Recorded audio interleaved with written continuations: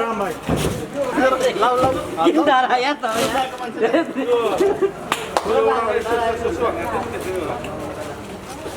यो खुट्टासम्म पछि हाल्ने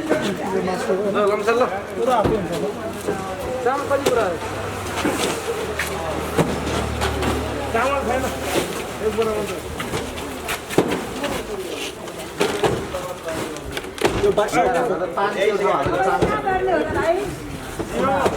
वृद्धाश्रममा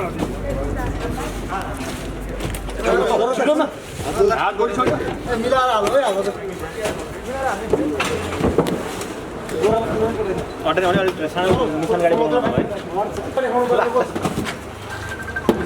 अहिले त हामीले यो पानीमा भोलि खानु पर्यो पानी कहाँ राख्दियो सदाबार हुने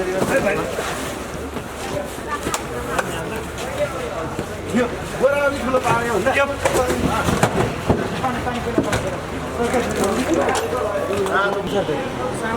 त्यही गाडीमा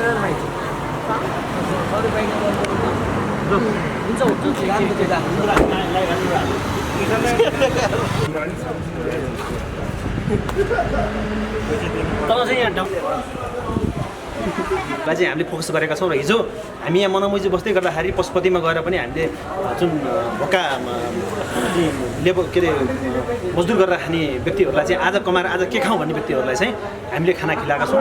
अर्को कुरा के रह्यो भनेदेखि तपाईँलाई म कहाँ कुरा जोड्छु भनेदेखि सरकारले चाहिँ अहिले कहीँ भोक मार्नै छैन म खाना खुवाउँछु भोकै लागेको छैन कहीँ भोक लागेको व्यक्ति छैन जुन सरकारले बोलिरहेको कुराहरू छ नि म तपाईँलाई कहाँ कुरा जोड्छु भनेदेखि अब सरकारले हामी सँगसँगै हेर्नुहोस् हामीले 5 जना आज हामी मिडियामा आएर यो बोलौँ मिडियामा आएर हामी छाउँ भन्ने कुरो होइन। अब हामीले 5 जनालाई खाना खुवायौँ नि हामी सँगसँगै आएर 5 जनाले खाना खुवाएर देखाओस्।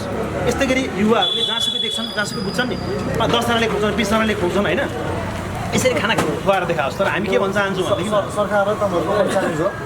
सरकारलाई च्यालेन्ज राम्रो कुरा सरकारले राम्रो कुरा गरेर हामी प्रोत्साहन गर्छौँ। सरकारले पनि त सहयोग गरिरहेको छ सरकारले पनि त राहत वितरण गरिरहेको छ हैन राहत वितरण तर हामी सँगसँगै सरकारले जुन भोकको छैनन् भोकको व्यक्तिहरू यहाँ छैनन् कहीँ भोकको व्यक्तिले हामीलाई खाना खुवाइरहेको छ भने हामी सँगसँगै आओस् हामी सँगसँगै हेरोस् खाना खाएका छ कि छैन कस्ता भोका मान्छे छन् आज कमाएर आज खाउँ भन्ने व्यक्तिहरू के गरेर बसेका छन् हामी सँगसँगै हिँड्दाखेरिले देख्छ।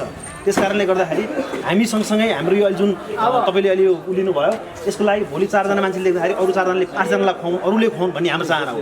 हामी अहिले यहाँ खुवाएर चाहिँ मिडियामा छाउनु खोजेको होइन है फेरि गलत टिप्पणीहरू नै आइरहेछन् होइन। 4 जनालाई खाना खेला 4 जना 2 जना खाना खेलाएर देखाओस् न कसैले सक्छ 2 जना खाना खुवाउन होइन 2 जना खाना खुवाएर देखाउँछ 4 जनालाई खाना खुवायो मिडियामा आयो भने यस्तो कुराहरू गलत कुराहरू चाहिँ पछि नलाग्नु हामी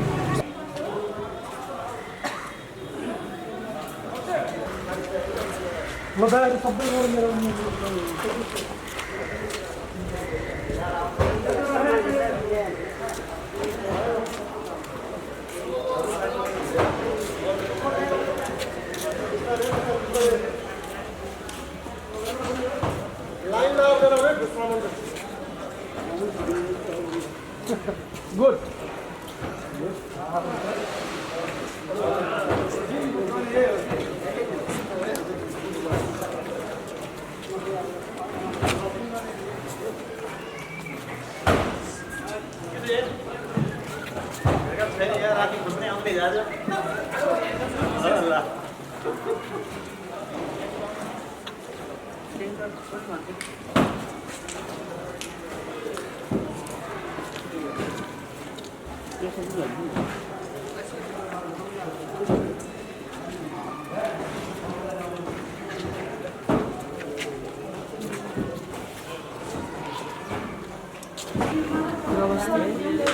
यस्तो गरम बाबु त्यो माथि पठाइदिनु हुन्छ त्यो तरकारी साथै त्यो गाडी गाडीमा चाहिँ तरकारी पाउन त्यो चिकन लिएर हाम्रो बुवा आमाहरू मात्रै हो कि आमाहरू मात्रै हुन्छ के छ बुवा बराबर कतिजना आउँछ कतिजना अब आज एकजना स्वर्गीय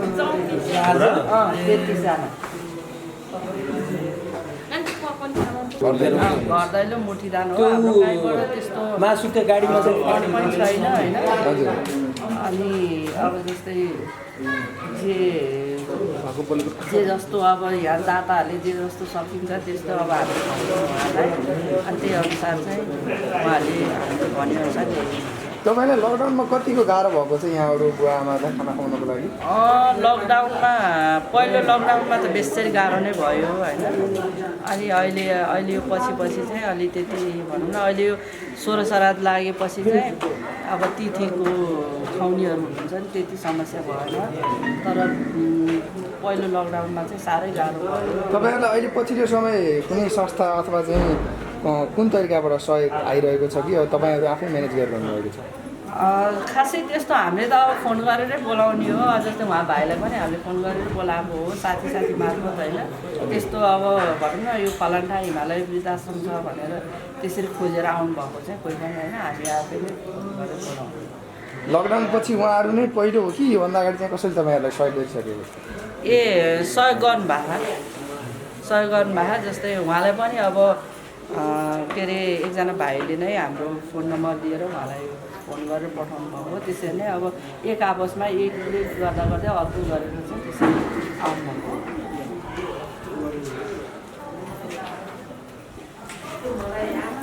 अहिले कतिजना हुनुहुन्छ यहाँ टोटल? अहिले चाहिँ 33जना। आज एकजना स्वर्गीय हुनुभयो। अनि अस्ति 23 गते एकजना स्वर्गीय हुनुभयो। लगातार 5 दिनको बिचमा 2 जना स्वर्गीय हुनुभयो।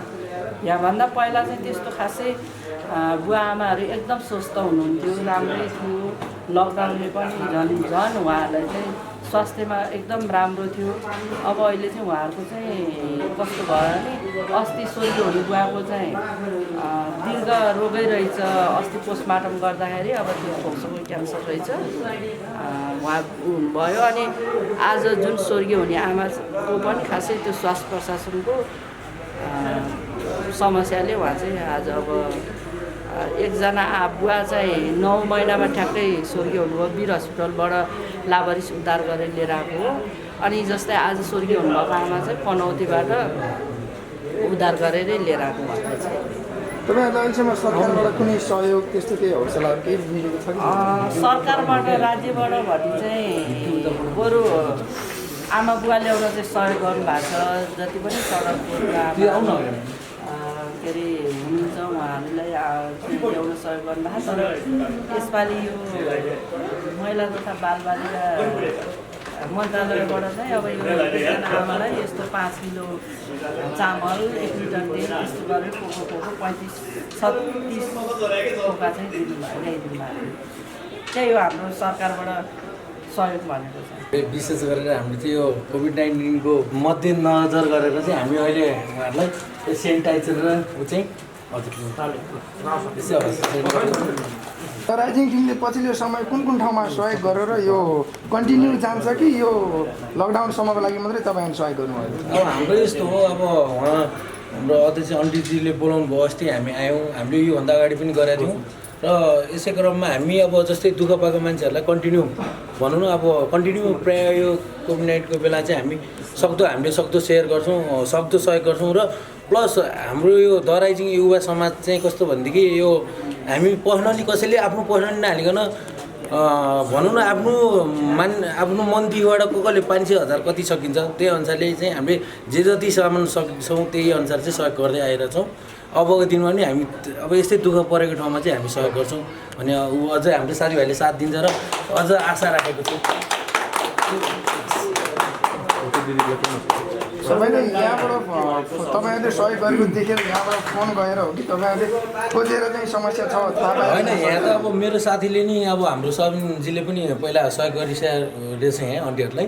त्यसमार्फत आन्टीहरूको नि यहाँ हामीले अब आन्टीले नै फोन गरेर भन्नुभएको थियो कि मेरो साथीले के भन्नुभयो भने दराइजिङ युवा समाज चाहिँ मनबाइजुमा छ भनेपछि चाहिँ त्यो मार्फत चाहिँ सबिन दाजुले चाहिँ के भन्नु नि उहाँ आन्टीलाई नम्बर दिनुभएको अनुसारले चाहिँ अब आन्टीले कल गरिदिनु भएपछि हामी त अब दुःख पाएको ठाउँमा त्यसमाथि यहाँ वृद्ध आश्रममा आमाहरू बुवाहरू पालेर राखेको ठाउँमा त गरौँ नि त है भन्ने हिसाबले चाहिँ हामी त्यसमाथि आन्टीलाई निरन्तर दिइरह्यौँ हामीले।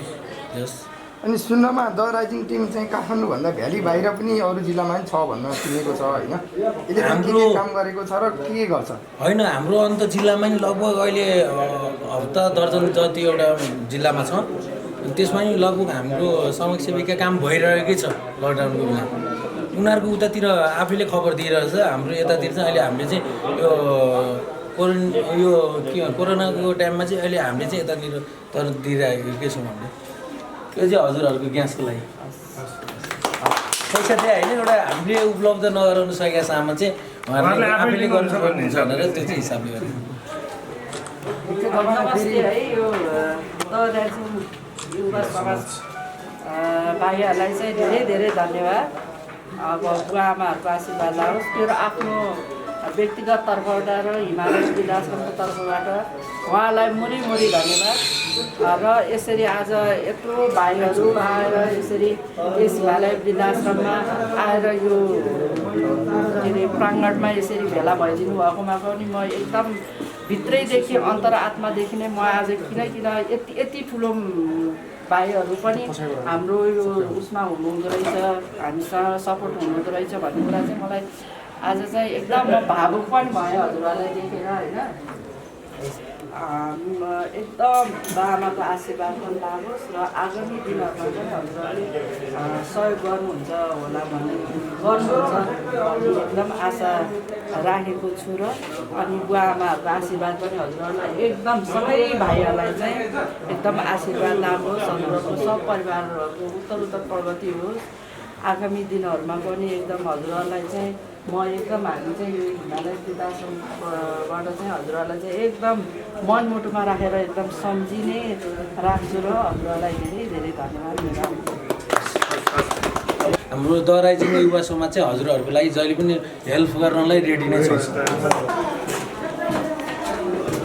अलिक दूरी चाहिँ बनाइराख्नुपर्छ उहाँहरूलाई नै भित्र एकछिन बस्नु लाउनु एकछिन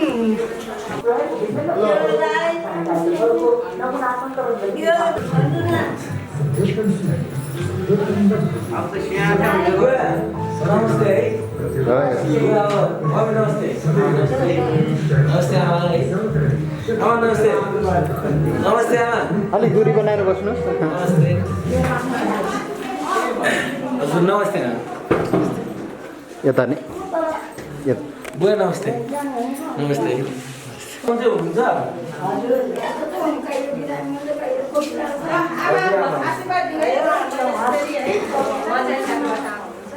अलिक बुवा आमाहरूलाई टाढै राख्नु अरू केही समस्या छैन है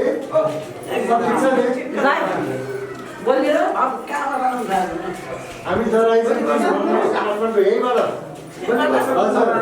यस्तो अब दिदीहरूले गरिरहनु भएको छ अब पछिल्लो समय हाम्रो दराइजिङ युवा समाज पनि जोडिएको छ दिदीहरूलाई सहयोग गर्नलाई अझ पनि गर्छौँ दिदीहरूलाई हाम्रो फर्स्ट टाइम भयो भने अब तपाईँहरूलाई सम्झेर हामी फेरि अर्को तालि पनि गर्छौँ हामीले सक्छौँ हामीले तपाईँहरूलाई परेको खण्डमा हामीलाई खडा भएको खण्डमा हामी तपाईँहरूलाई सहयोग गर्छौँ है दिदीहरूलाई सधैँ आशीर्वाद दिनु होला अब हजुरआमाहरूलाई यत्रो पाल्नु भएको छ दिदीहरूले अब आमाहरूले हामीलाई भन्दा पनि दिदीहरूलाई धेरै दिनु होला मेरो रोग 4-5 they get very nice here because I lost my mind. I don't remember what was happening in my past. But really, in present days, I recovered day by day. I lost my mind also, my name also. Now you are recovered. Not Totally. 25% is recovered now. My name. It's good.